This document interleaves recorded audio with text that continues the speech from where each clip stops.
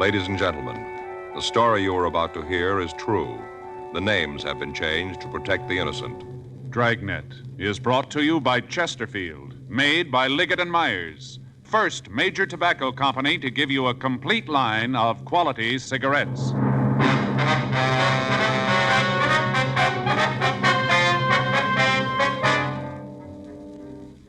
You're a detective sergeant. You're assigned to juvenile detail. For the past 2 weeks, there have been rumors of a teenage gang war taking place in your city. You don't know when it's going to start. You don't know where.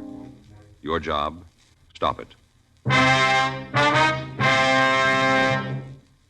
Friends, stage and screen star Paul Douglas is featured on the Chesterfield Poster of the Month that's up all over town. Here's what Paul Douglas says about Chesterfields. Quote, "I've been smoking Chesterfield for 22 years. They're best for me. If you try them, you'll find they're best for you." Unquote. You know why Chesterfields are best for you. Because they're low in nicotine, highest in quality. And of course, Chesterfields are really mild, really satisfying. Try them yourself today. Regular or king size, Chesterfield.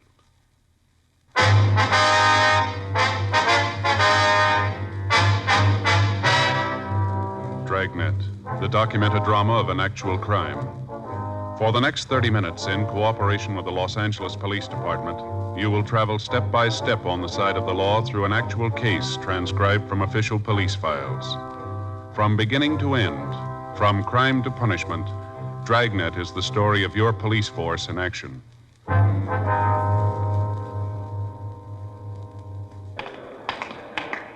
It was Tuesday, September the 8th. It was warm in Los Angeles. We were working the night watch out of juvenile detail. My partner's Frank Smith. The boss is Captain Powers. My name's Friday. We just transported a prisoner from the main jail, and it was 10:39 p.m. when we got to Georgia Street Juvenile, the interview room. Sit down, Angelo. Yeah. What'd they call you, Angie? Yeah, Angie. Why'd you tell the officers who arrested you that you were 18? How'd they find out different? All they had to do was check your record. Well, it don't make any difference. Some of them say 16, some say 17. They're all different. You're 17, though, aren't you? Yeah, 17. All right, you want to tell us about this burglary? I told the other guys, ain't that enough? We want to hear it. Well, figure if you tell it once, that's enough. They copped out. I told them all about it. Why don't you ask them? All right, boy. Give us a story. You got a match? Be better if you don't smoke, don't you think? Well, my folks don't care. They let me smoke. The law doesn't until you're 18. Oh, yeah. Come on, Angie, tell us about it. There's nothing to tell. Me and a couple other kids broke into a house. That's all there is to it. We just broke into the place. What about the stuff you took? Well, I told the other two guys all about that. The officers from burglary? Yeah, they said they was from Central. I told them all about it, everything. You show them where the plant was? I told them I didn't go there, though. I just told them. What'd you steal? Huh? The things you stole, name them for us. Just different stuff. You know, like you find in a house, all kinds of stuff. Was there an electric mixer? Yeah, good one. You know, with orange juice attachment, good. What else? Electric razor, some silverware. What kind of silverware? You know, like you eat with. Was there a silver tea service? A what? A tea service, you know what I mean? If I knew, I wouldn't ask you. Like a coffee pot with legs, a lot of scroll work on it, silver, you know. Oh, yeah, I know. Oh, was there one of those? No. How about a German Luger? You mean a pistol? That's right. No, there wasn't one of them. Hey, you guys gonna let me out tonight? No, you'll be held here. Well, I thought you was gonna let me go tonight. How about my folks? They know I'm here? We haven't had a chance to notify them yet. Where they live? Down on Wall. They have a phone? I thought you always told them when you picked up a kid. You were booked as an adult. Oh, yeah. You fenced any of this stolen merchandise yet? No, we just got it last night. We just broke into the house then. Haven't had a chance to fence it. The other officers say they're going to pick it up? Yeah. You got a job? What? I said, are you working? I told you I did. Where? Place down on East 5th. What do you do? I'm a messenger. Ride a bike. Deliver things. You working there now? I'm here now. You know what I mean. No. You're not working then? The boss and me had a beef. He's moody one, too. Real moody. Your parole officer know you lost the job? I never told him. Well, maybe he found out. Maybe that's why he was sore at you. Yeah. You been reporting regular? Yeah, pretty much. What's that mean? Once in a while, a couple of times I missed. Just a couple. Gonna have to make a federal case out of it. My parole officer know about this arrest? I think he's been notified. How many times have you been arrested? I don't know, maybe 6, 7. You ever been to camp? Yeah, I was there. What for? Truancy. How long were you there? A couple of weeks. And I broke out, and they sent me to Preston. I'm on parole now. You can't let me out tonight, huh? We'll book you and notify your officer. What's his name? Lockridge. He's a moody old guy. Hope he ain't in a mood when he sees me. Rough if he's in a mood. All right. Yeah. Like he came down to see me one day and asked me how I was doing. I told him fine. I had a job. I was doing fine. He says, that's good, Angie, like that. That's good. Tells me how fine I'm doing. Yeah? Next day he comes to my house and reads me off. Says I'm a bum, I'm no good, all like that. Moody. Why'd he read you off? I don't know. Didn't he tell you? No, he just came in and yelled at me. I wasn't doing anything. He's moody. You belong to a gang, Angie? Huh? I said, do you belong to a gang? Yeah, we got a club. I belong to that. What's the name of the club? Little Wall Street gang. You heard of it? No. Good club. You sure you ain't heard of us? No. How about you? No. Your gang fight much? What do you mean, fight? Well, do you ever get mixed up in gang wars, anything like that? No, not us. We've been in a couple of street fights, maybe. You know, some kids come over to where we are and start trouble, but we never been in no gang wars. We got a good gang. You know anybody that belongs to Pink Rats? A couple of guys. I don't know them real well. Who are they? I told you, I don't know them real well. Just to know them when I see them, you know, like that. You don't know any of the names, huh? I think one of them's called Pinky. That's all I know. Look, why are you asking me about them? Well, we got a rumble that they're cooking up a gang war. Wondered if you knew anything about it. Where'd you hear it? We did. You know anything on it? No. You sure? I told you, I wouldn't tell you if it wasn't right. Now, look, Angie, if this thing breaks loose, there's going to be a lot of kids hurt. If you got no part in it, why don't you give us a story? I'm giving it to you. Ain't nothing more I can tell you. I didn't hear nothing about no war. I told you I belong to the Little Wall Street gang. We don't get mixed up in no wars. A couple of street fights, maybe, but no wars. You gonna stand on that? I haven't got any other way. What did you hear? What? What did you hear about the rats? About the war, I mean. Who are they going to fight? The only way it comes to us, they're going to cut into the orchids. You mean from the south side? Yeah, They're rough guys. that's what we hear. How did it start? What do you mean? What's the beef? The orchids won't go that far away from home to stage something. Gotta be a reason. You guys know what it is? Well, the way we got it, a girlfriend of one of the orchid gang moved over into the Pink Rat territory. She started to go with one of the rats. The orchids didn't like it, so they drove over one night and beat up on one of the rats. The next night, the rats went over the south side and kicked around one of the orchids. That's the way it started. A couple of nights ago, one of the rat kids was riding down the street on a motorbike. A car full of orchids came up alongside the boy, and before he could do anything about it, they wrapped a piece of bicycle chain around his head. Killing? No, he's still in the county hospital. He's not doing too well. We got word there's going to be a party this Saturday night at one of the rats' house. We figure maybe that's where the trouble's going to be. You're not throwing any coconuts at me? What? This is for real? It's the way we get it. Those kids get started, and somebody's going to get hurt real bad.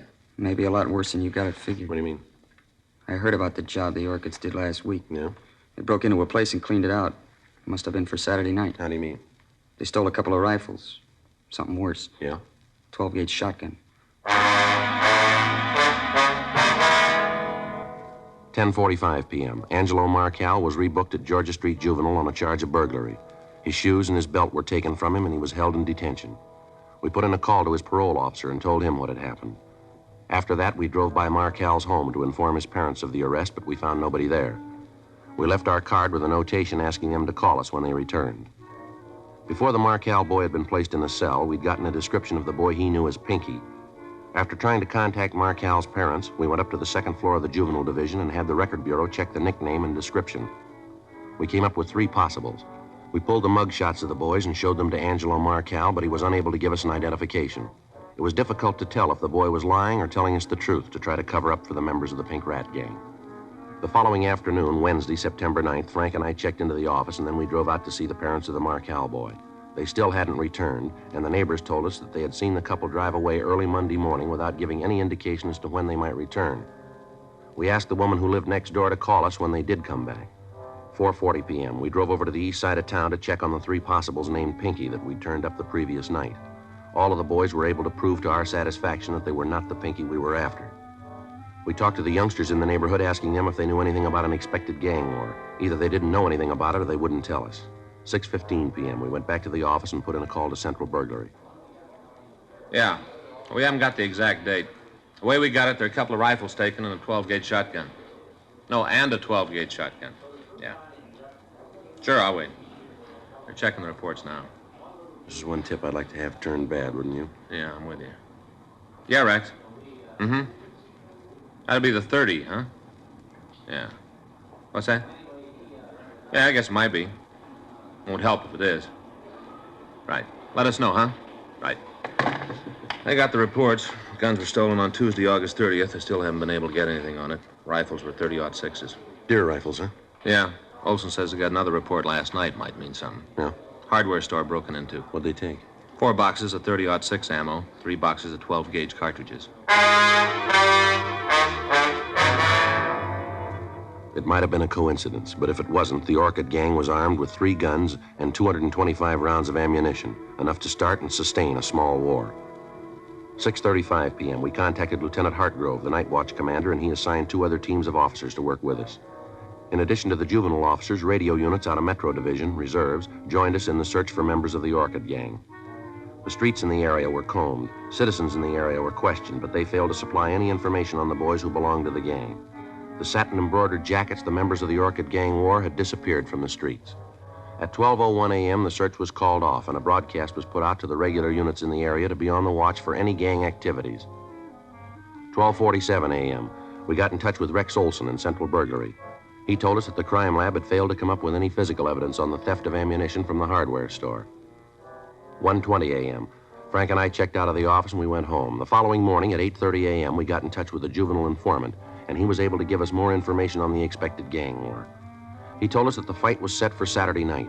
He was unable to give us the exact address of the party that was to be crashed, but he did give us a general idea of the location.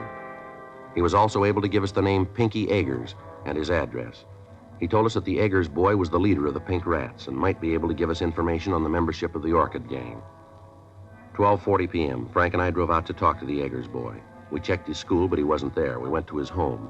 It was a small one-story frame building with a weathered picket fence surrounding it. A 1947 hopped-up Ford was in the driveway. Frank and I went up on the porch and rang the bell.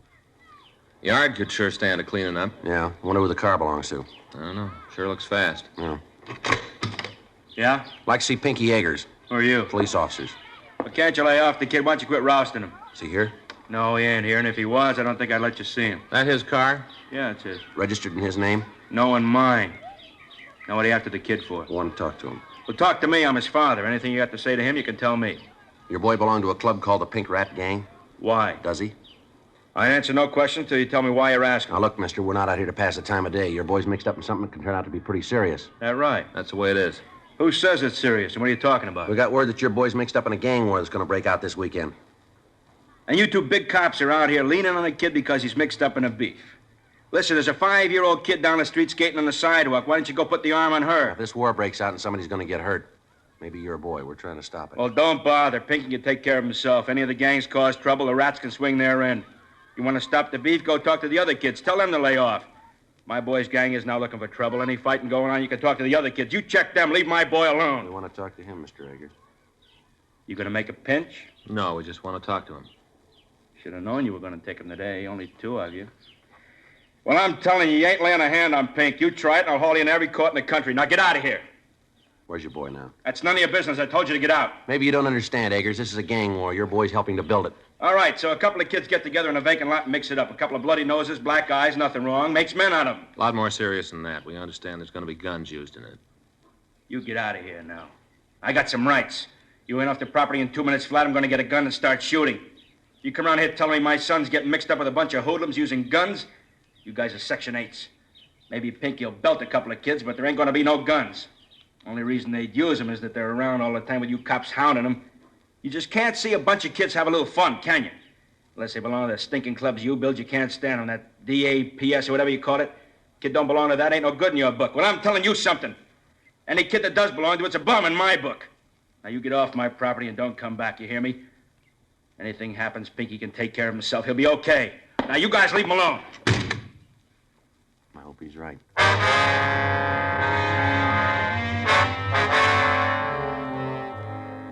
3:15 p.m. Frank and I drove over to Pinky Eggers' school again. We spent the next 2 hours talking to the youngsters in the neighborhood. Those that would cooperate with us didn't have the information that we needed. The others refused to tell us anything. In the meantime, officers from 77th Street Division were checking on the activities of the Orchid Gang. They ran into the same evasive answers that we had. If the information we'd gotten was true, we had a little more than 48 hours to find the principals in the war before the shooting could start. Thursday night, 8:40 p.m., Frank and I met with Captain John Powers, Lieutenant Hartgrove, and the heads of the juvenile details throughout the city. From them, we learned that word of the impending war had spread through the gangs in the separate districts, and that the other gangs were taking sides in the argument and were ready to start their own battles with factions who opposed them. Captain Powers, along with the heads of the divisions, mapped a plan of action to be put into effect at the first sign of an outbreak. Additional cars from Metropolitan Division reserves were to be ready if they were needed. Days off for all juvenile officers were canceled. A three-way radio contact would be kept open between all divisions on Saturday night. The area where the main activity was expected would be heavily patrolled, both by beatmen and by radio car officers. Once the operating plan was set up, there was little to do but wait. In the meantime, the search went on for members of the Orchid Gang and for Pinky Eggers, the leader of the Pink Rats. A watch had been placed on his home, but he'd failed to return. Friday, September 6th, 9:42 p.m. Frank and I checked with the burglary division on the stolen guns. Then we went over to the New Yorker restaurant to get something to eat. Hi, Sal. Hey, Joe, call your office. I just called you. Yeah, thanks. Order me the fish and chips, will you, Frank? Sure. How's it going, Sal? Not bad. With you? Kind of rough. Where's Rosie? Her and the kids went to movies.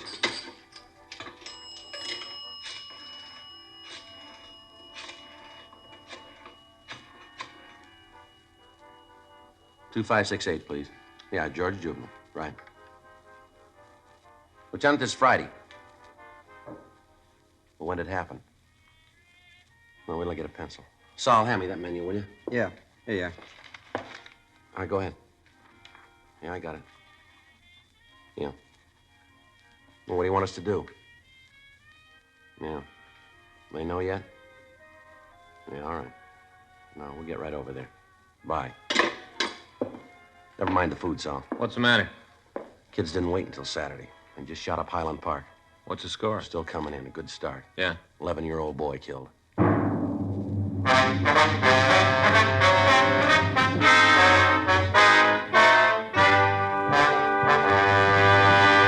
You are listening to Dragnet, the authentic story of your police force in action. It's taking place at your dealers, cigarette dealers coast to coast. Smokers by the thousands are now changing to Chesterfield. Join them today, and you'll be smoking the only cigarette that gives you proof of low nicotine, highest quality. I want you to know that's a matter of record. And so's this. As I've been telling you, Chesterfield is the only cigarette with this proven record with smokers.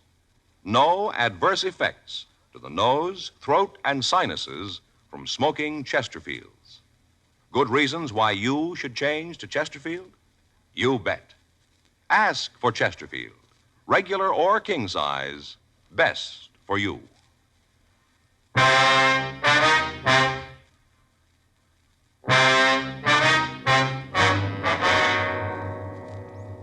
The first victim of the juvenile gang war was 11-year-old Tony Herman. The teenagers next door to the Herman house were having a party. At 9:36 p.m. Friday night, a group of youngsters had arrived at the house and tried to crash the party. A fist fight had ensued, and Tony, who was doing his homework next door, had gone out to see what was causing the disturbance. As he stood on the porch watching the fighting, a 12-gauge shotgun had been fired. The pellets from the cartridge had caught the youngster in the stomach and the abdomen, and he'd gone down. At the sound of the shot, the fighting had stopped and the party crashers had left the scene. The police had been called and Tony was removed to Georgia Street Receiving Hospital. He was dead on arrival. From the neighbors, descriptions of the party crashers had been obtained. All of the boys wore satin jackets with a large white orchid embroidered on the back. One of the people who saw the shooting said that the boy who'd fired the gun wore a jacket with the name Gene under the orchid design. A broadcast was gotten out immediately, along with a description of the car that the juveniles had used to escape. The parents of the Herman boy were not at home when the shooting occurred. From the neighbors, we found that they usually went to a movie on Friday night and they didn't return until after midnight. An officer was stationed at the house to bring them to the hospital when he returned. At 1:34 a.m., Mrs. Herman arrived at the hospital. She was a small, dark woman with graying hair. She didn't know what had happened. Frank and I met her in the hall. I want to see Sergeant Friday. Is he here? I'm Sergeant Friday, ma'am. Well, I'm Mrs. Herman. They say something's happened to Tony. Yes, ma'am. You want to step in here? Might be a little better to talk. All right. Can I see him? He isn't hurt bad, is he? It's that bicycle. I told his father I knew it was too soon for it. He's so little, and to buy him a big bike like that, well, he couldn't hardly reach the pedals. Well, that's it, isn't it? He fell off the bicycle. No, ma'am. What is it, then?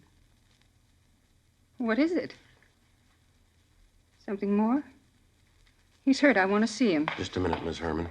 Why won't you tell me what happened to him? My husband will be here in a few minutes, and he's going to want to know. Why won't you tell me?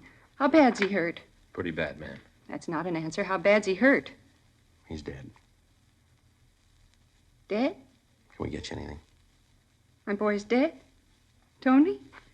What? I thought he'd fallen off the bicycle. He got it for his birthday, a new bicycle, 28-inch wheels. I thought he'd fallen. I didn't know it was like this. Can I see him? My boy, can I? Yes, ma'am. How did it happen? How?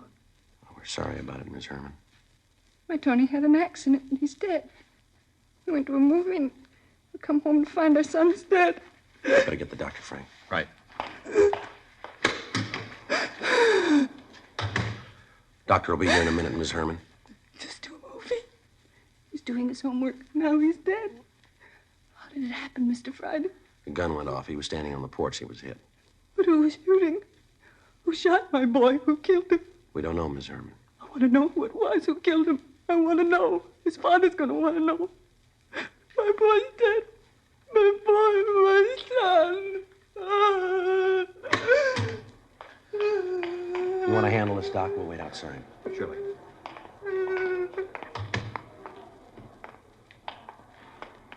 Kind of hard to do. You're going to make up for it. What? The kid that fired the gun? Yeah. I got him downstairs.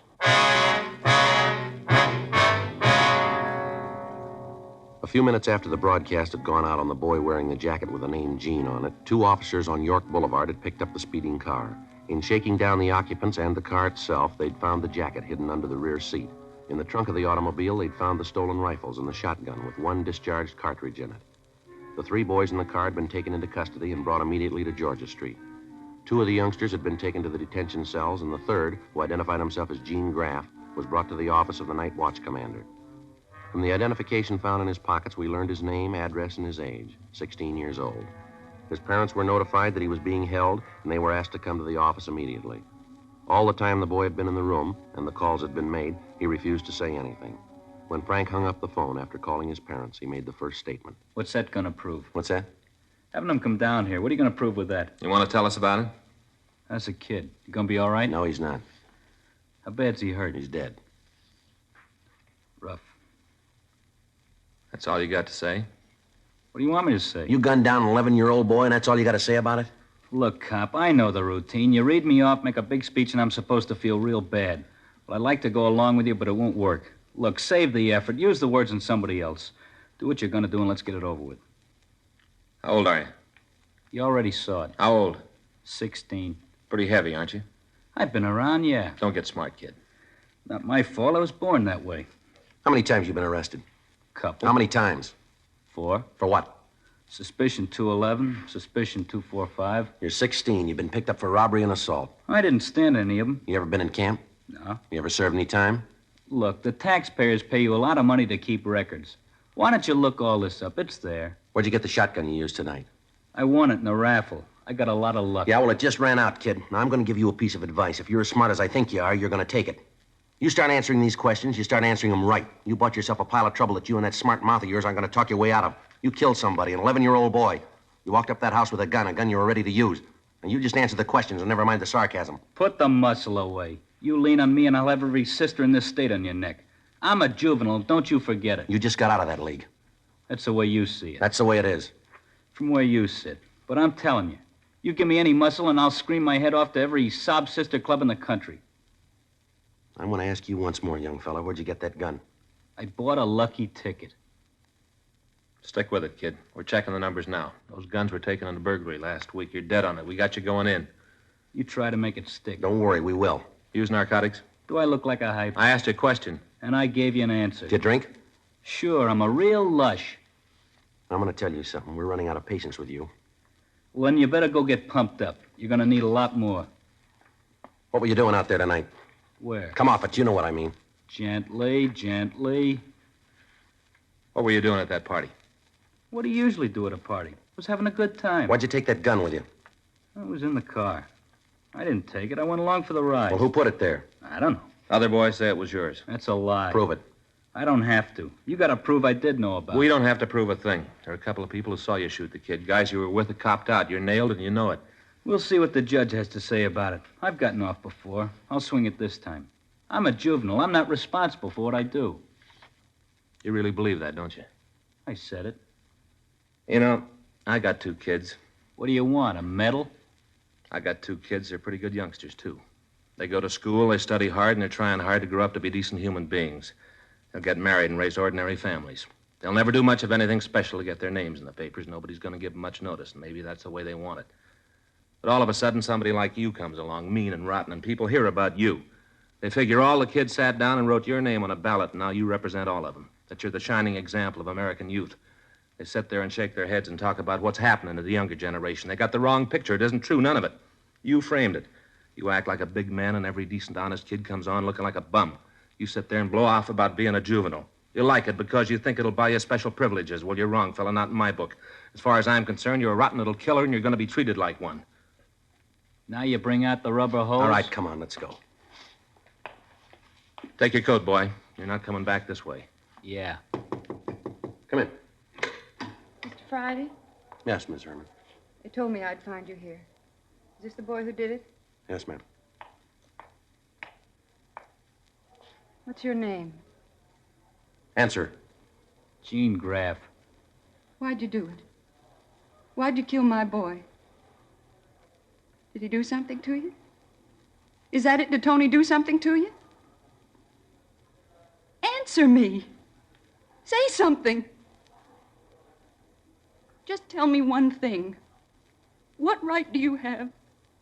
What right does a young hoodlum like you have to stand there alive and breathing and my boy dead?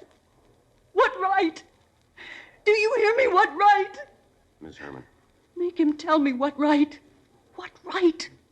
What right does he have to do a horrible thing like this? What right? I don't know, but we're going to take it away from him.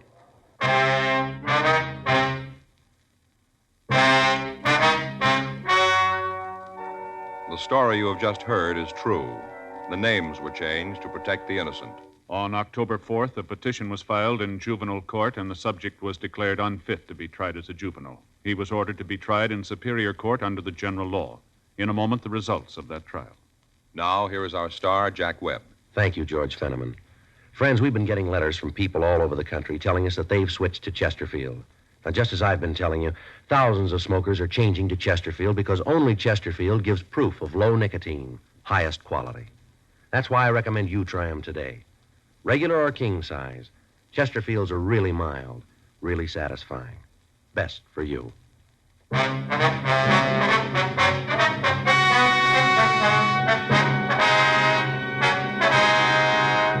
Gene Norton Graff was tried and convicted of murder in the second degree.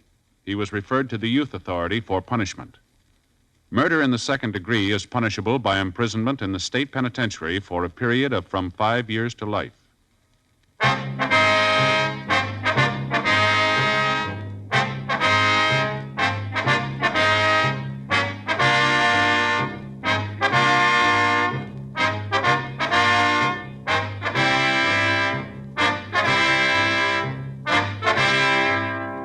You have just heard Dragnet, a series of authentic cases from official files. Technical advice comes from the Office of Chief of Police W.H. Parker, Los Angeles Police Department. Technical advisors, Captain Jack Donahoe, Sergeant Marty Wynn, Sergeant Vance Brasher. Heard tonight were Ben Alexander, Bert Holland, June Whitley, Gil Stratton. Script by John Robinson. Music by Walter Schumann. Hal Gibney speaking. Watch an entirely different Dragnet case history each week on your local NBC television station. Please check your newspaper for the day and time. Chesterfield has brought you Dragnet, transcribed from Los Angeles.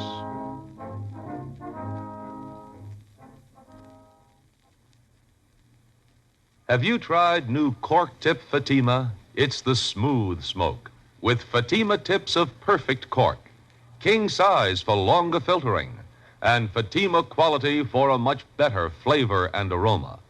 Fatima is made and guaranteed by Liggett & Myers Tobacco Company. Try Fatima today.